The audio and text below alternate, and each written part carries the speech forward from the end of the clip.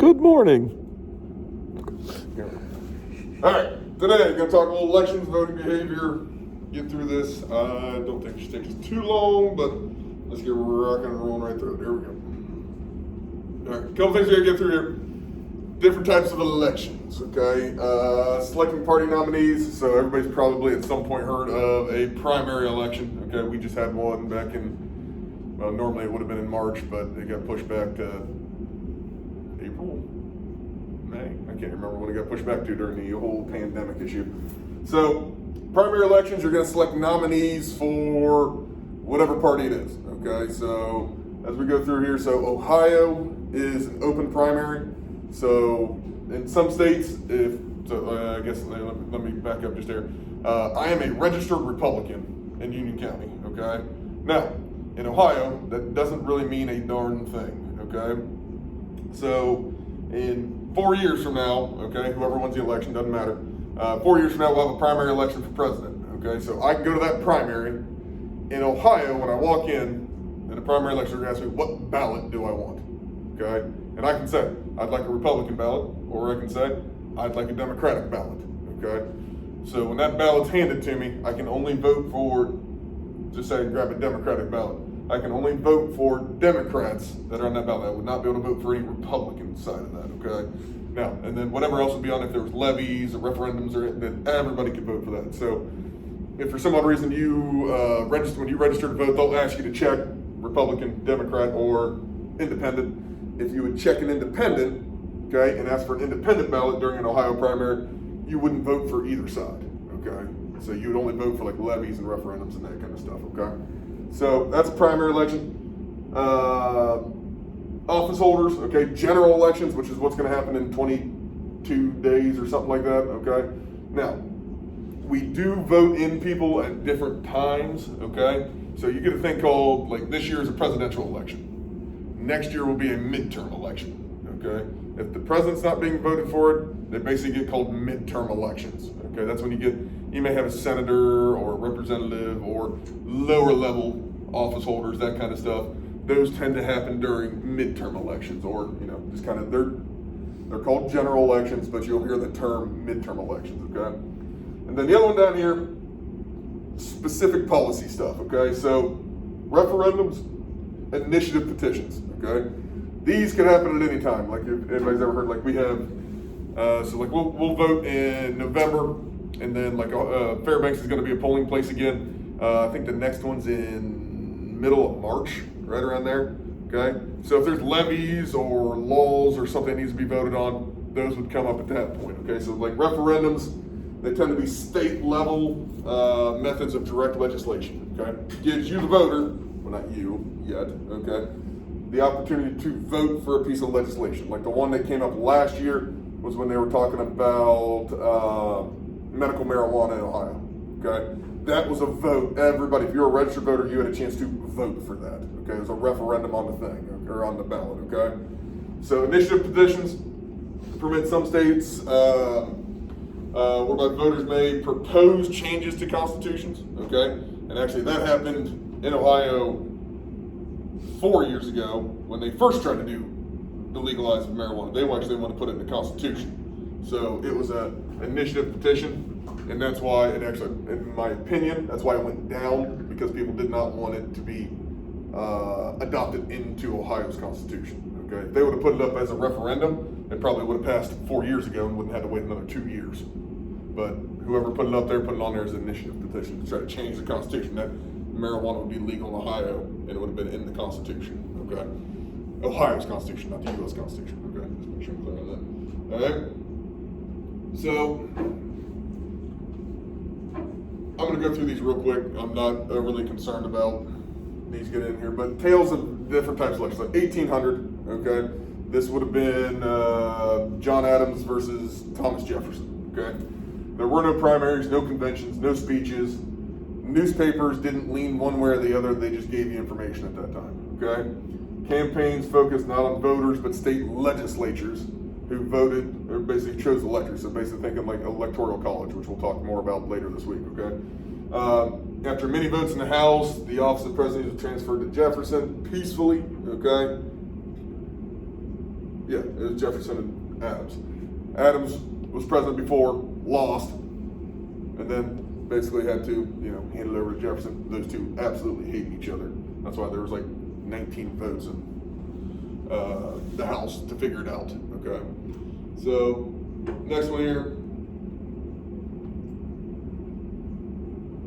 So this is 1896. Democrats' main issue: unlimited coinage of silver, which is not a really good idea. Okay. William Jennings Bryan won the Democratic nomination. So this is when conventions and nominations kind of start to work through here at this point, with speeches about virtues, all this kind of stuff. McKinley wins the election. Republicans gain. So this is where you start getting in. So you're talking almost 100 years later is when speeches and nominations and that kind of stuff really start to take hold at that point, okay? And then in 2004, okay, sorry, there we go. All right, 2004, you get, that would have been George W. Bush. I think it was John Kerry, I believe, in 2004, okay? So Bush became the fourth Republican since McKinley to win a second term. So you're talking literally 100 years between, there's only 4 Republican presidents that won 2 terms, okay? Intensity of the election was a lot about the 2000 election. 2000 election, they actually had to go to the Supreme Court to see who won, whether it was Bush or Gore, okay? So there's huge controversies at that point. 2004 campaign, a lot of negative campaigning, and then leadership of the war on terrorism. So after 9/11, all that type of stuff is really, Bush's handling of 9/11 is really what got him reelected. He handled it very, very well, okay? In a really crappy situation, he handled it pretty well. A lot of that was, everybody felt very comfortable that he could continue to lead. So these are just 3 types of elections that really kind of changed the landscape of how things were run. So taking a look here, electoral college votes, okay? So in the red would be Republican, and the blue would be Democrat, okay? So 2004, Bush wins over, I'm pretty sure it was John Kerry, okay? You see all the states that he won, okay? So then you flip it 4 years later to Obama versus, crap, I'm losing my mind right now. I think it was McCain. All right. If you turn to look at this, okay, did it change a lot? Red versus blue. I mean, yeah, it does change a little bit, but I mean, were there a lot of states that switched? No, important states switched. Okay, Ohio changes to blue. Florida changes to blue. Okay, some very important states with lots and lots of electoral votes changed. 2 or 3 states changing if they're good enough, because Ohio's like 20 electoral votes, Florida's 27 electoral votes, okay? Those little changes flip an entire election, okay?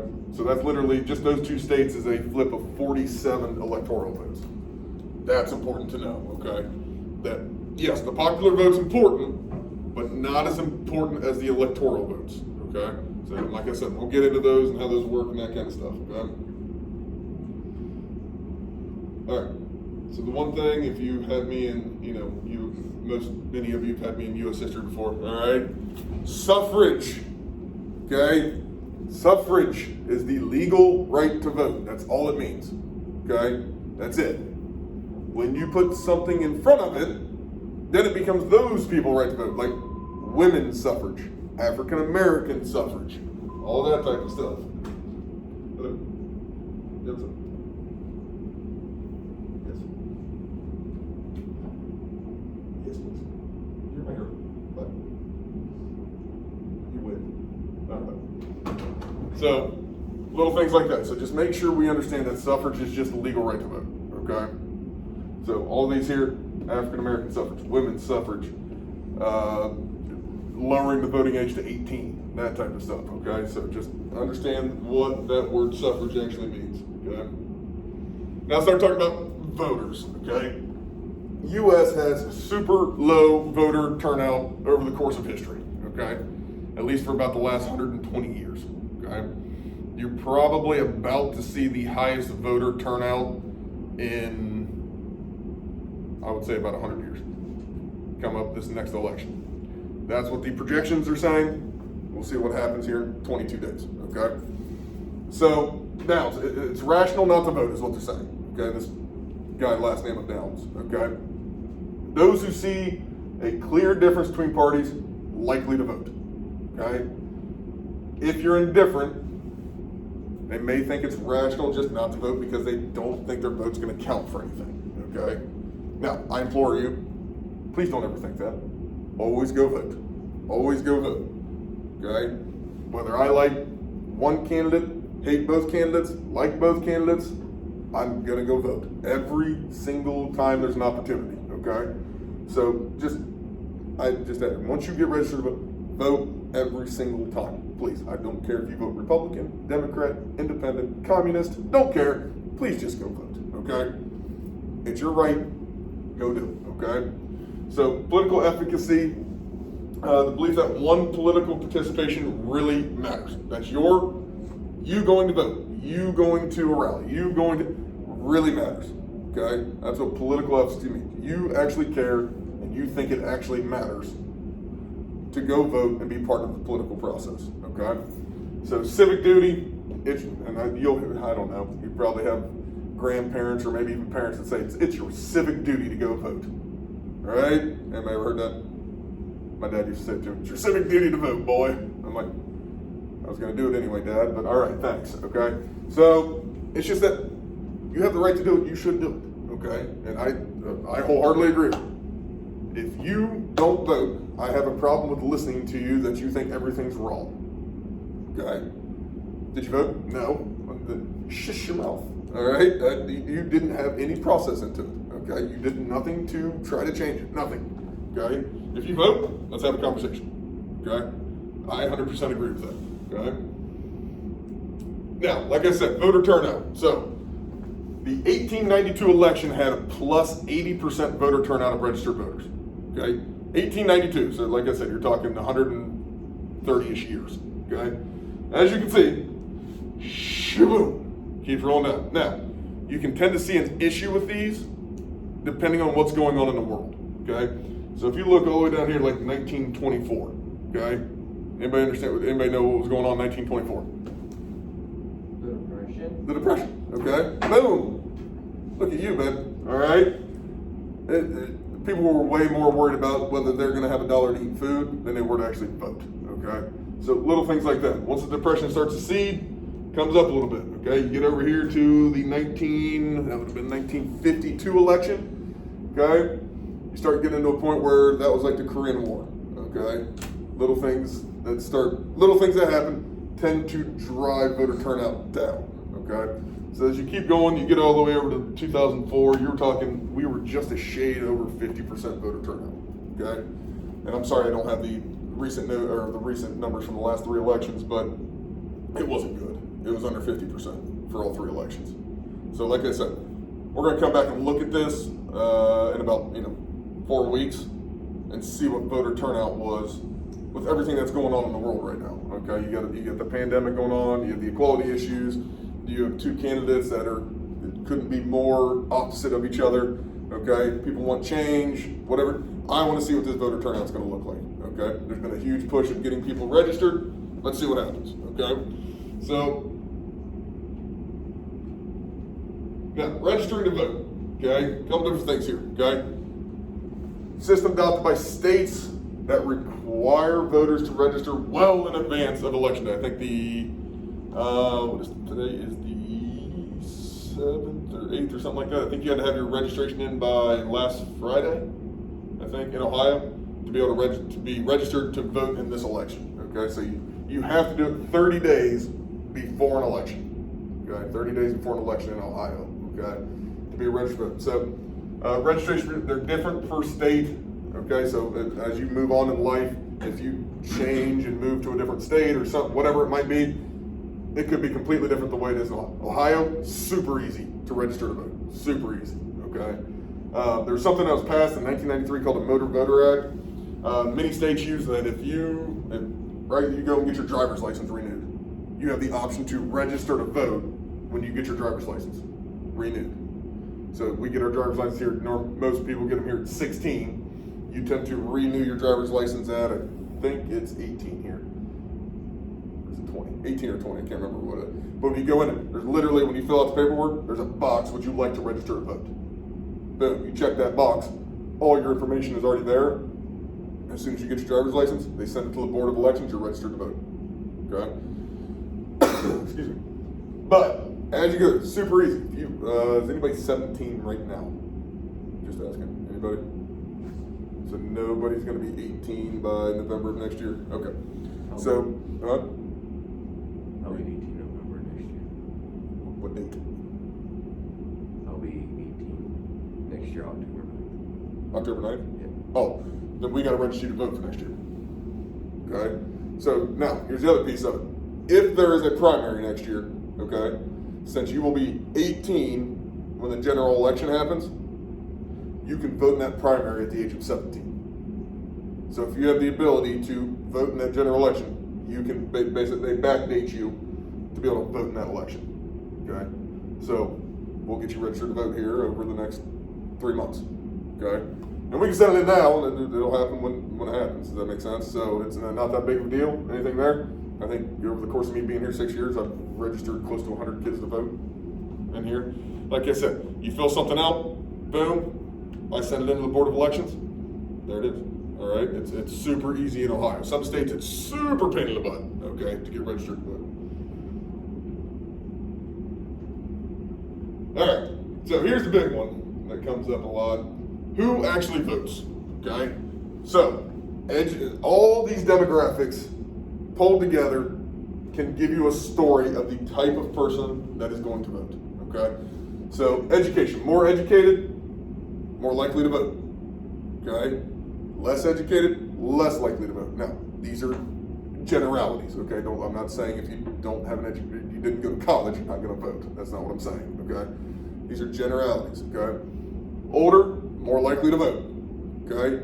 The worst demographic in the United States is 18 to 30. You guys suck at voting, okay? You need to be better, okay? You're not 18 yet, but I get it. But once you get there, do better at voting, all right? Racists, Caucasians, more likely to vote, but other ethnicities with comparable educations, okay? So being white, okay, says you're gonna vote more.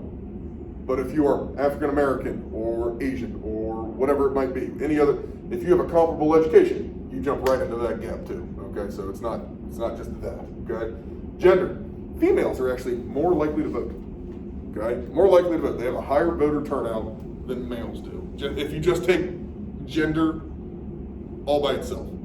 But now, if you start adding these together, you start to get a group of people that are higher likely to vote. So if you have a master's degree, you're 60 years old, you're white, and you're female, you probably have the highest voter turnout of any group. So they're collective. So as you pull them together, your voting tends to go up, okay? Couple other ones here. Oops, sorry. Marital status. If you're married, higher likely to vote. Union members. Okay, people that are in unions. So like I'm in a union with the Teachers Association. Okay, higher likelihood to vote. Now, there's 1,000 different types of unions. Steel workers, plumbers, Teamsters, truckers. There's all sorts of different types of unions. Okay, traits are cumulative. So possessing more of these gives you a higher likelihood to vote. Okay, higher likelihood to vote. So these are just some demographics. This was 2004, so this would have been George Bush trying to get reelected at this point, okay? It's like 65 and older had a 69% voter turnout. 18 to 20 was 41%, okay? No high school diploma was 30%. Having a college degree was 74%, okay? So just going back and forth here, you can start to kind of see what it was. Women had a 4% higher voter turnout than males did, okay? Like I said, this doesn't tell the whole story, but it gives you an idea of who votes, okay? It doesn't tell you the whole story.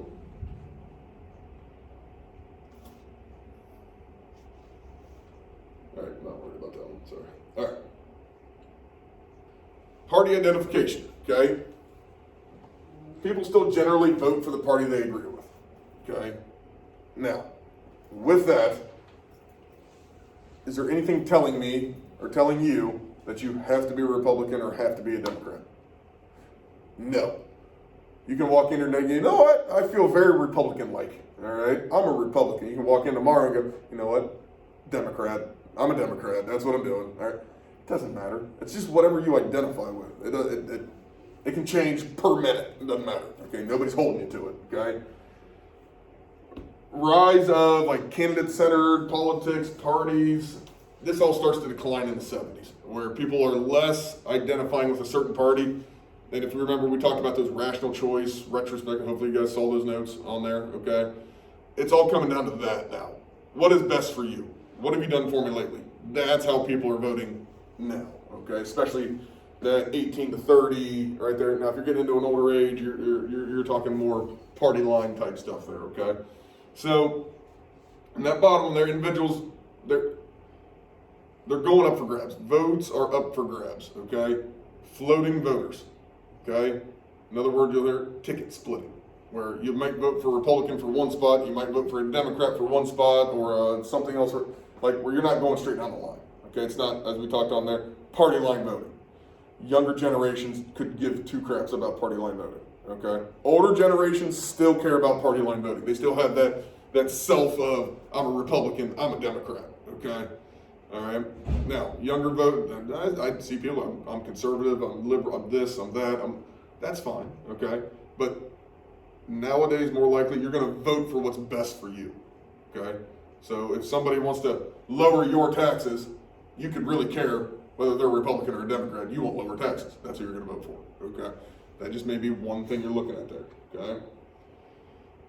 Oops, sorry. So, this is the 1960 to 2008 campaign. So, Kennedy versus Obama, okay, on how people voted, okay? Catholics, okay? Kennedy was the first Catholic president ever elected, okay? Shockingly, he got 83% of the Catholic vote, okay? It's gonna happen, right? Okay? Move it across, Catholics, Obama and McCain, was darn near split dead in half, okay? Whites and African Americans, okay? Same, almost the exact same on both sides for Caucasians. If you look at African American votes, okay? You got 71% for Kennedy, you end up getting 95% for Obama. Now, also look at circumstances. Obama, the first African American president to really have a chance to win. Yes, okay, that's gonna happen, okay? People feel a sense of, and this is easy to say, he looks like me, okay? We want somebody that looked, then that was brand new for everybody in the United States, okay? Yes, he was gonna get that vote, okay? All right, that's easy to go by. Male versus female, okay? Male versus female. You have all these demographics, okay? So it depends on the circumstances. These are both Democratic presidents, right? Kennedy was a Democrat, Obama was a Democrat. Stayed fairly the same all the way down, okay? Now, this here, people are really stuck into Democrat versus Republican, okay? Once you got over here, it was more about what you're gonna do for me, okay? So, oops. Okay. How Americans see candidates. This is a big thing, okay?